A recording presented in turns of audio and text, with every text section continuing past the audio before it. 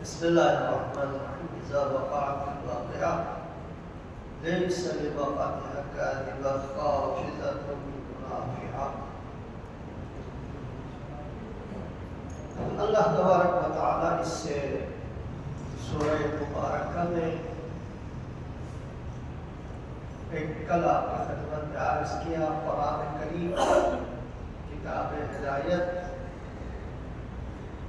اور اللہ کا کلام دعوت میں ولا یأبس الا فی کتاب مبین. ہدایت کی کتاب ہے، سعادت کی ہے، جس میں رب العزت نے ہر شے کا حکم بیان فرمایا. ان میں سے زیادہ تر قرآن کریم میں عقائد اور اعتقادات سے متعلق مطالب کو زیادہ بیان کیا ہے، چونکہ جس زمانے میں اللہ نے قرآن کو نازل فرمایا، دوسرے الفاظ میں اللہ نے حضور کو صلی اللہ علیہ وآلہ وسلم اللہم صلی علی محمد وآل محمد اس پر رسالت کیا اور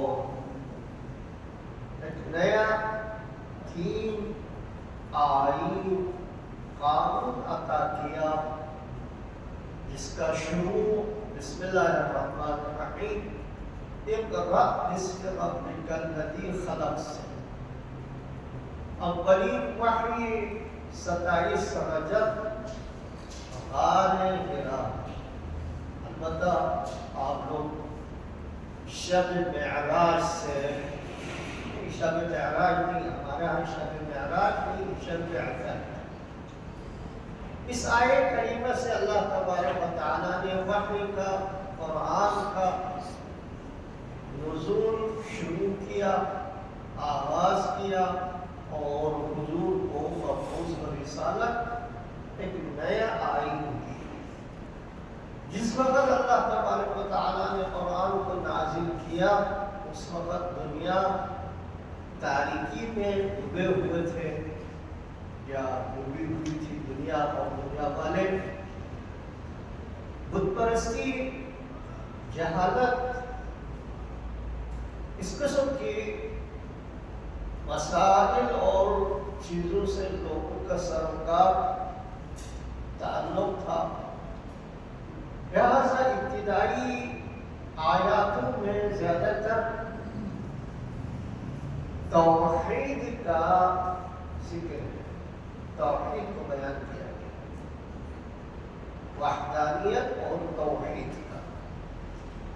پھر اس کے بعد چونکہ وہ لوگ نہ اللہ کو مانتے تھے نہ آخرت کو، لہذا زیادہ تر ذکر مکی سوروں میں قیامت کا واقعہ، قیامت کی وقوع اور کیسے واقع ہوگا،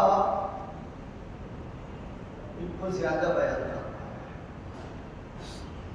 لوگ سوال کرتے تھے مرنے کے بعد کیسے رہے، زندہ ہوگا. وہی رمیم من یحیی العظام وہی رمیم.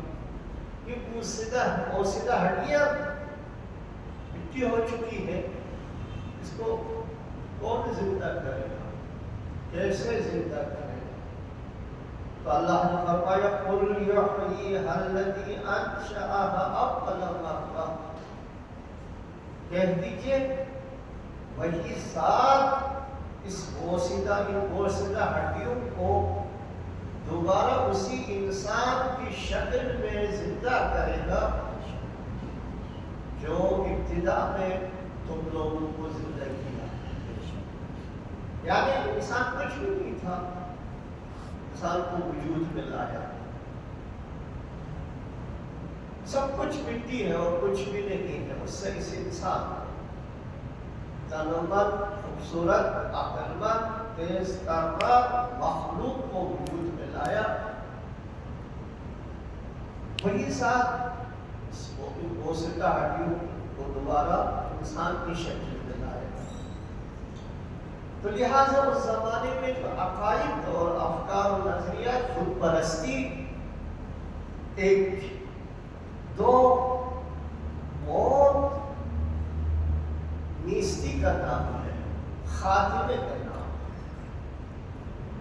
مختصر میں آپ کو یہاں پر اضافہ دوں گا، دنیا میں موت سے متعلق اور موت کے بعد کے مراحل، حساب و کتاب،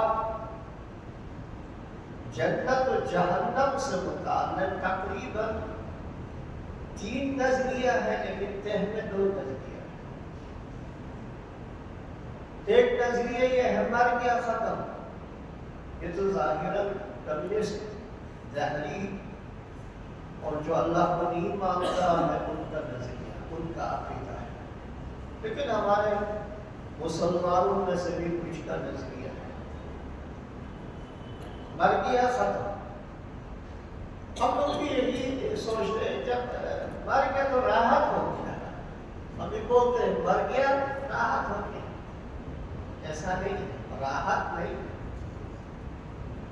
اور وہ لوگ تو خیر کہتے ہیں اگر فاتح وغیرہ کسی چیز کی ضرورت نہیں، ختم۔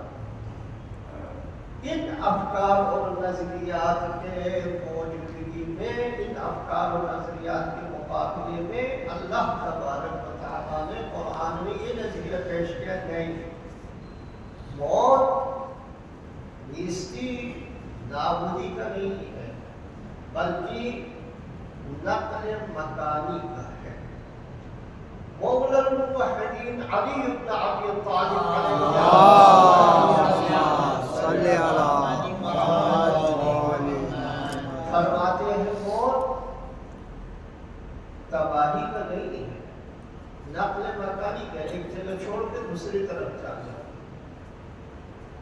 موقت زندگی ختم کر کے دائمی زندگی کی طرف منتقل ہونے کا نام۔ قرآن کریم میں کہ اللہ تبارک و تعالیٰ اسی طرف اشارہ فرماتا ہے، بسم اللہ الرحمن الرحیم، تبارک الذی بیدہ الملک وہو علی کل شیء قدیر۔ بابرکت ہے وہ ذات جس کی قبضے قدرت میں پورے کائنات کی تصرف ہے، پورے کائنات کا مالک ہے، وہو علی کل شیء قدیر، ہر چیز پر قدرت رکھتا، ہر چیز پر قدرت رکھتا۔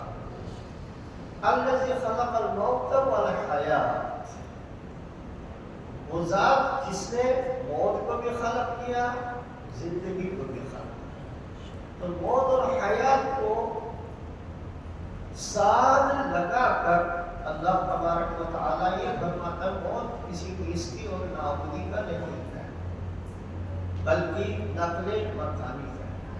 میں اس میں آپ کا زیادہ بتا رہا ہوں، ہمارا عقیدہ ہے کہ انسانی زندگی کا ظاہرہ 3 حصہ ہے، ایک دنیوی زندگی، ایک عالم برزخ، اور تیسرا قیامت۔ قیامت کے بعد جو ہے وہ حساب و کتاب، جو اچھے ہوں گے جنت میں چلے جائے گا بہترین، اور جو کافر منافقین مشرکین ہے وہ جہنم میں چلی جائے گا، البتہ یہاں پر بھی اسی طرح۔ اب وہ ہمارے جو مسلم عقائد میں سے ایک توحید ہے، دوسرا نبوت ہے، تیسرا معاد۔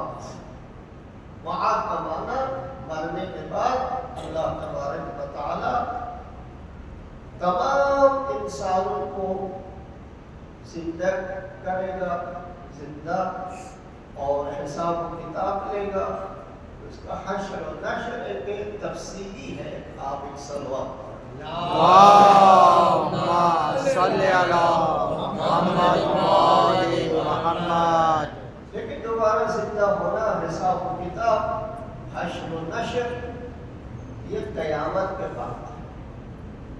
قیامت قرآن کریم میں جو کچھ آیا ہے، میں 2 جملوں میں خلاصہ کر کے آپ کے خدمت عرض کرتا ہوں۔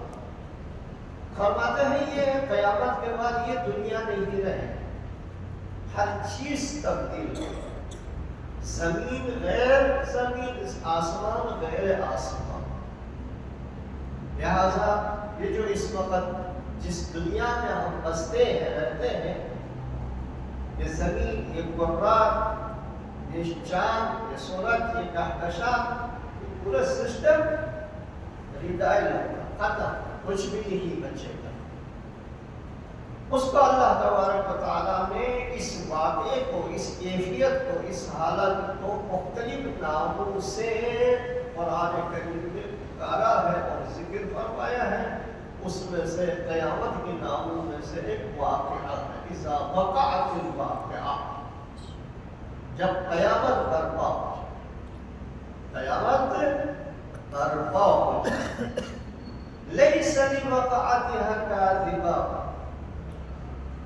قیامت یقیناً واقع ہوگا، وجود میں آئے گا اور کوئی اس کو نہیں جھٹلا سکتا۔ لیس لوقعتها کاذبہ، اللہ نے جو قیامت وجود میں آنے کا جو قرآن میں ذکر فرمایا ہے، یہ جھوٹا نہیں ہے، یہ جھوٹ نہیں ہے، یا کوئی بھی قیامت کو نہیں جھٹلا سکتا۔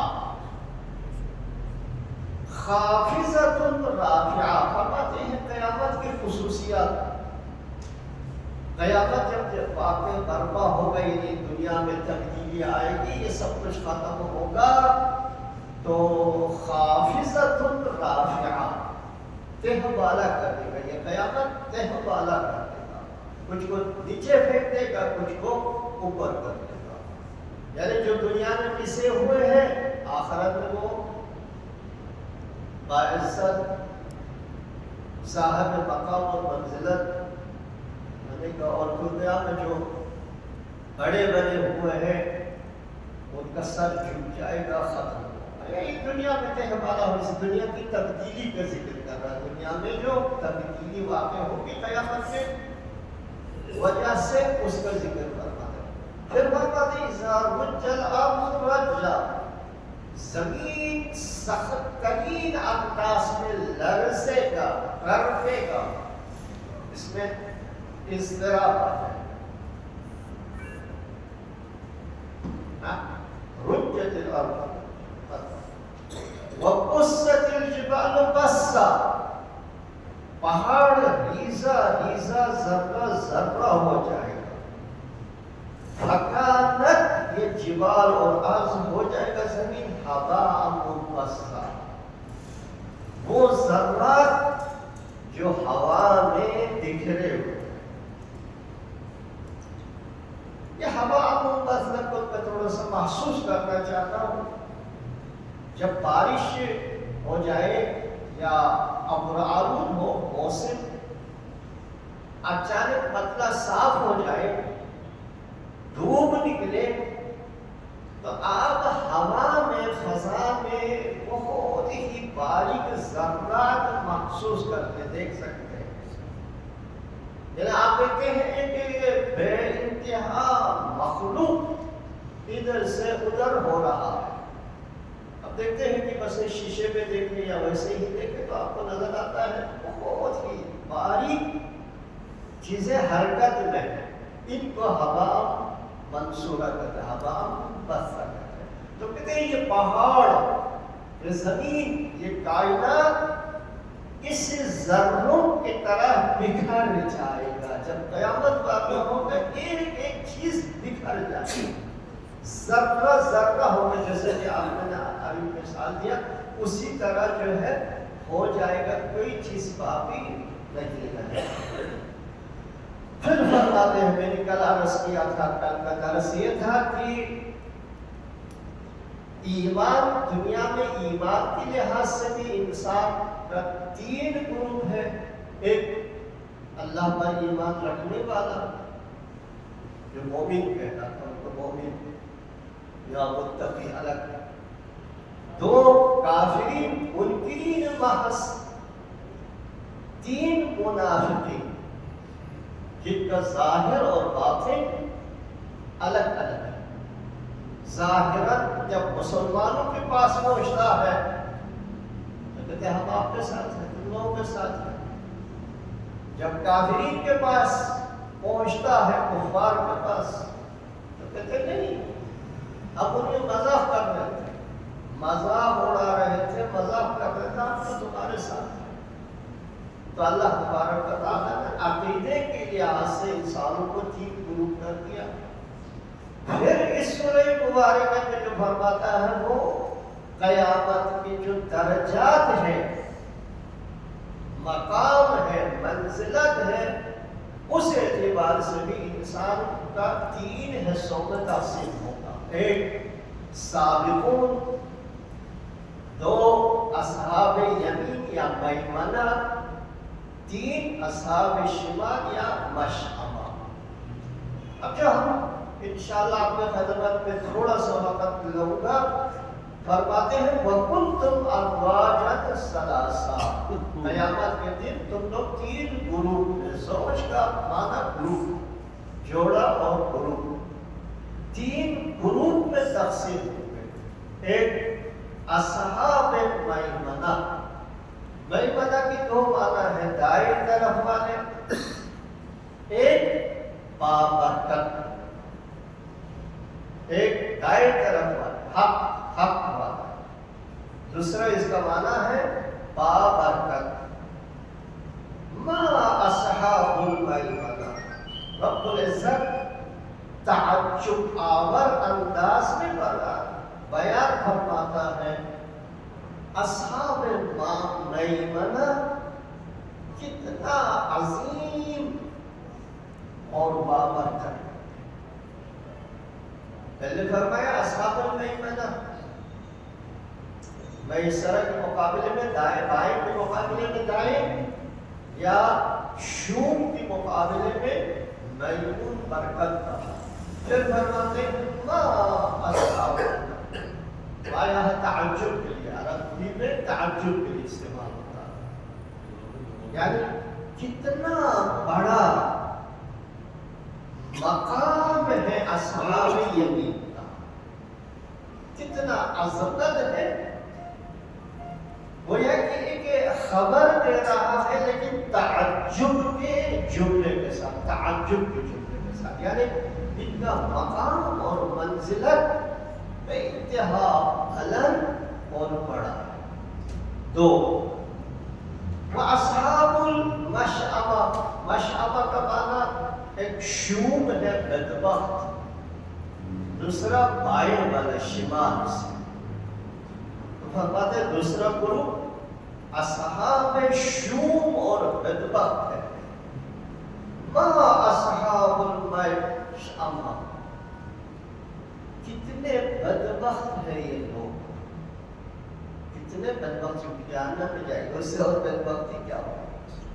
پھر تیسرا گروپ فرماتے ہیں والسابقون السابقون، وہ لوگ جو ہر کار خیر میں سبقت لے جانے والا، سابقون سبقت لے جانے والا، سابقون السابقون۔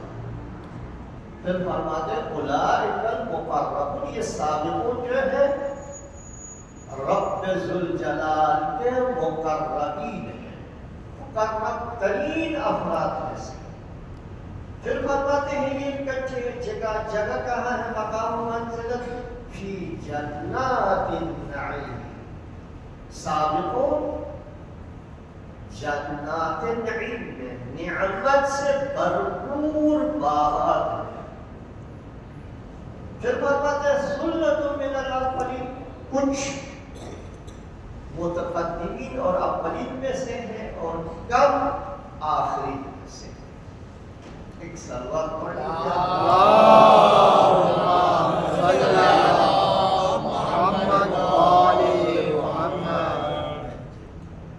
اصحاب الیمین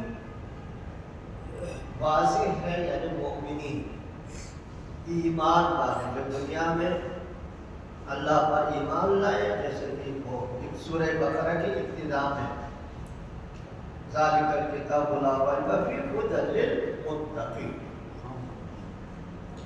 ایمان صاحبان ایمان، یعنی شیعیان علی ابن ابی طالب علیہ السلام.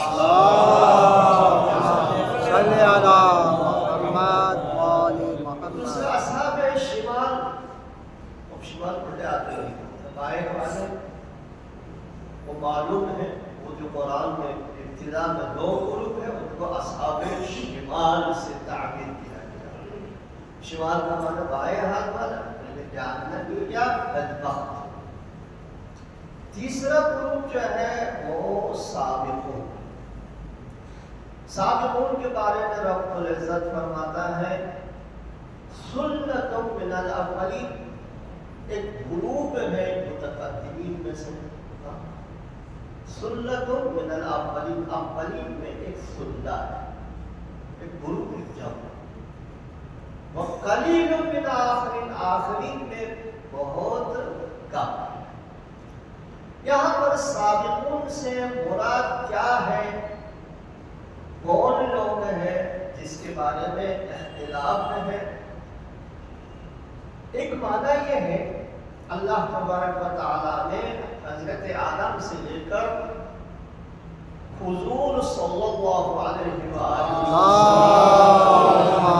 صلی علی محمد و آل محمد رسالت کیا لوگوں کی ہدایت کے لیے اور لوگوں کو دین، آخرت، دنیا آباد.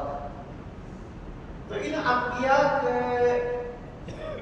اعلان نبوت کے بعد سب سے پہلے جن لوگوں نے ایمان لائے، مفسرین کی نگاہ میں سابقین سے مراد یہ ہے، ہر زمانے میں جو نبی تشریف لائے، صاحب شریعت تشریف لائے، سب سے پہلے ان پر ایمان لانے والے. ایک امام صادق علیہ السلام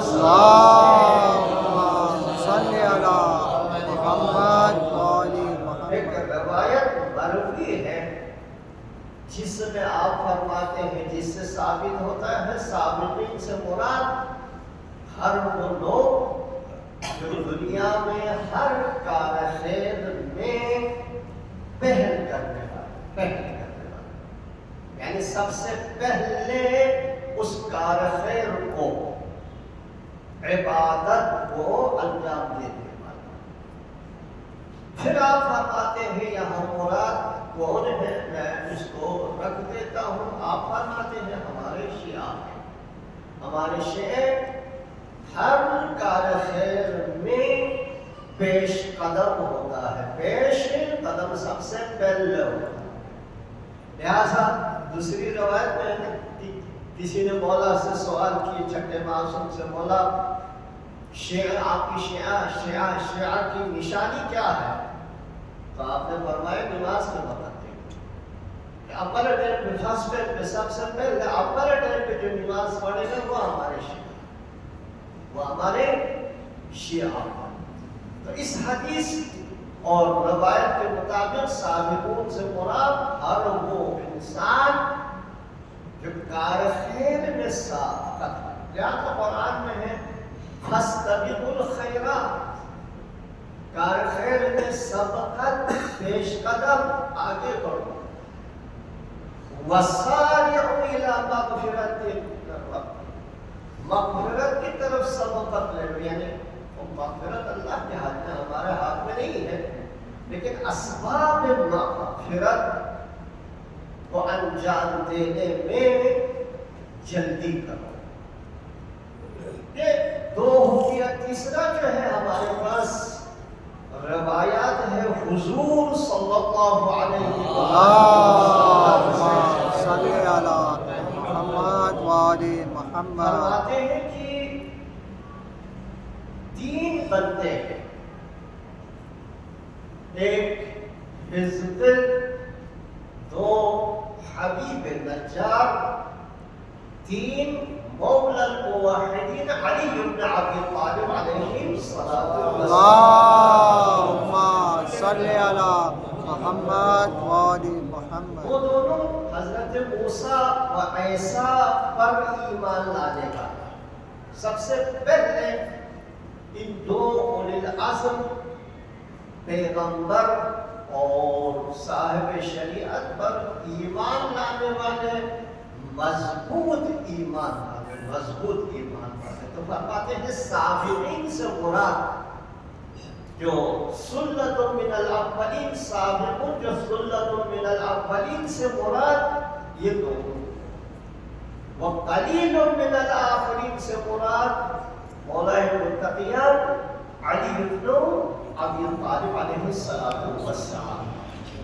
مختصر میں آپ کا وفرماتا انبیاء کو اللہ کی طرف سے اعلان نبوت کرنے کا حکم ہوتا تھا کہ اپنا دعوت شروع کرتے. تو یہاں پر سابقون سے مراد سب سے پہلا جو فرد شخص جو ان پر ایمان لایا.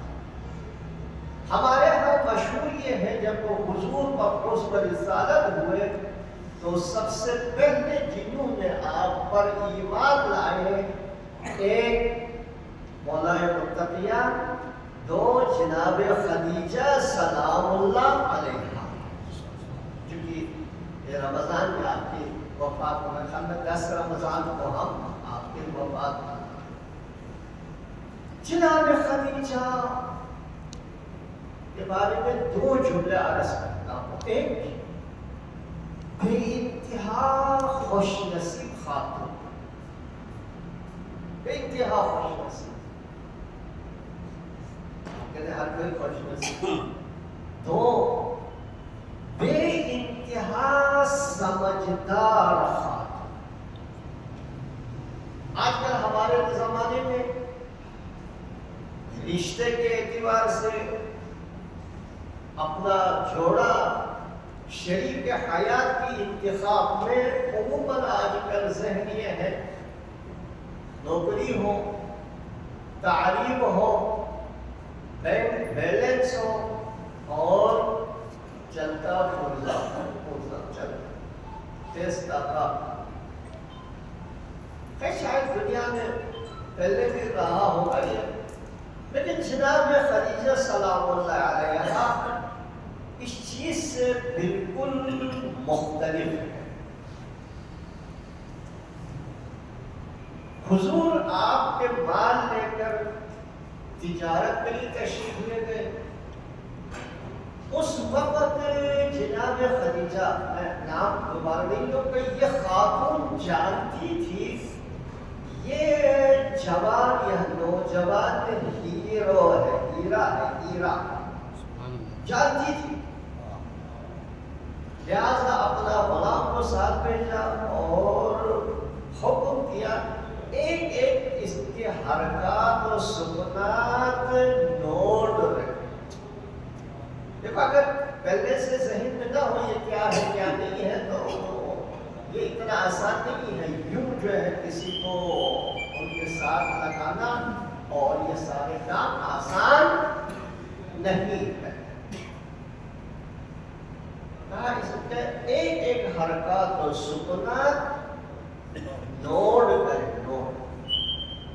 غلام نے آ کر تجارت سے واپس آنے کے بعد غلام نے آ کر گزارش کی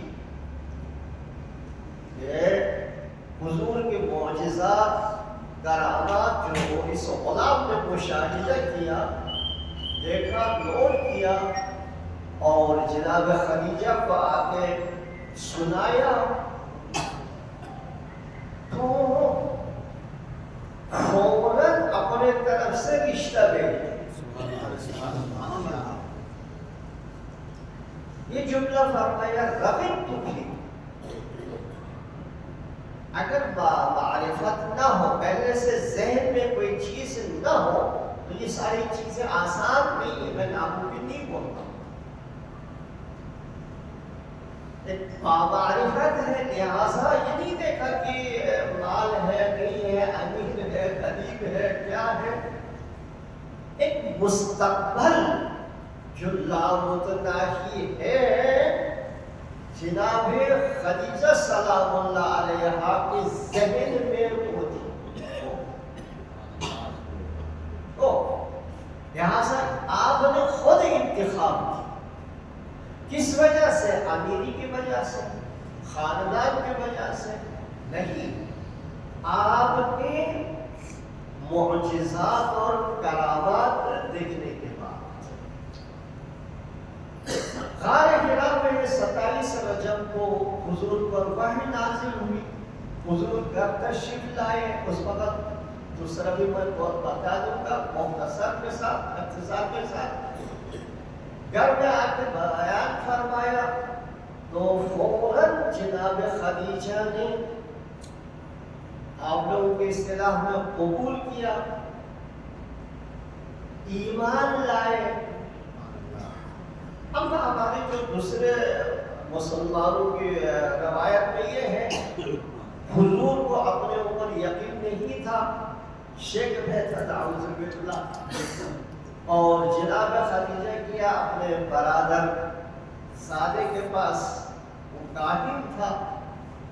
اس نے حالات سننے کے بعد بتایا یہ نبی ہے، یہ آخری نبی ہے، تب آپ نے ایمان لائے. نہیں، ایسی بات نہیں ہے، یہ مقدمہ میں نہیں اس کی ذکر. لہٰذا یہ بامعرفت ہے پہلے سے.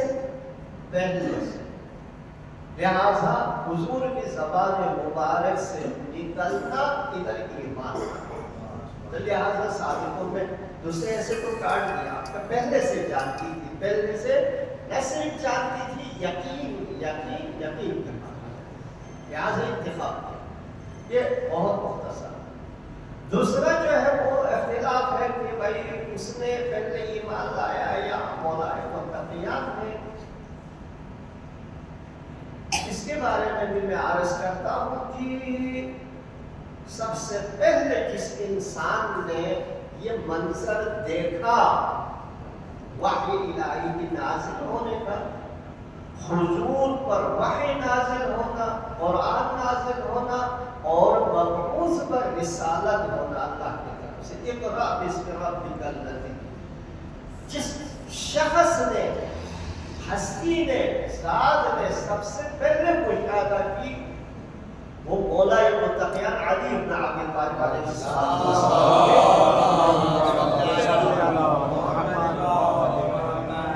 حضور غار حرا میں عبادت میں مصروف تھے. وحی نازل ہوئی اقرا کے ذریعے سے، تکرار نہیں کرتا ہوں. مولا متقیان وہاں موجود تھے اور وحی نازل ہونے پہلے سورہ علق کی پہلے 5 آیتوں کے ساتھ وحی کا شروع اور آغاز ہوا. نبوت کا بھی مولا موجود تھے. مولا نے ایک آواز، رونے کی، چیخنے کی آواز سنی. کوئی آدمی رو رہا ہے، چیخ رہا ہے. مولا نے حضور سے فرمایا غار حرا 27 رجب تک. مولا نے فرمایا یا رسول اللہ ما هذه الرنہ، اللہ کے رسول، شاید یہ لفظ حرام، ما هذه الرنہ، یہ چیخ کیا ہے، یہ کس کا چیخ ہے؟ حضور نے فرمایا هذه الرنہ الشیطان، یہ شیطان کی چیخ. فرمایا کیوں چیخ رہا شیطان، کیوں رو رہا؟ فرمایا آج تک یہ آزاد تھا، آسمانوں پہ جا سکتا تھا، سب کچھ اوپر کی معلومات لے سکتا تھا. اب اقرأ کی نزول کے ساتھ اس کا آسمان کی طرف رابطہ، آسمان سے رابطہ منقطع ہو کے ختم ہو گیا. اور دو توحید اور اللہ کا نیا دین نازل ہو گیا ہے. لہذا اب لوگ اللہ پر ایمان لائیں گے، بت پرستی چھوڑیں گے، ایمان لائیں گے، مسلمان ہوں گے. اس سے رو رہا ہے، اس سے رو رہا ہے. پھر اس کے بعد حضور نے فرمایا یا علی انت ترى ما ارى وتسمع ما اسمع الا انك لا. اے علی، جو کچھ میں دیکھتا ہوں آپ تو بھی دیکھتا ہوں، تو بہتر تو ہے. اور جو کچھ میں سنتا ہوں تو بھی سنتا ہے۔ فرق ہم دونوں کا یہ ہے، تو امام ہے نبی نہیں ہے، اور میں نبی ہوں۔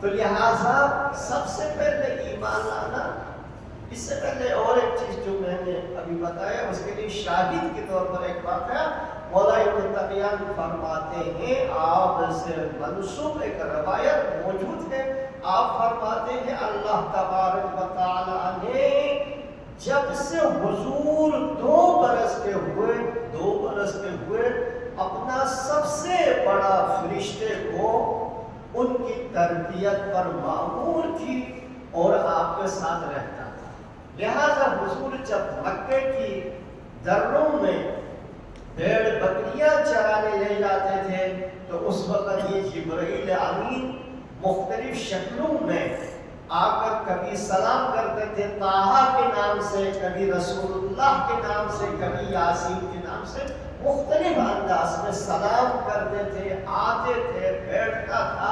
یہ ہے کہ لہٰذا میں نے بولا وہاں جو شک وغیرہ ہے سب غلط ہے، اس کے لیے بہترین دلیل یہ حدیث ہے۔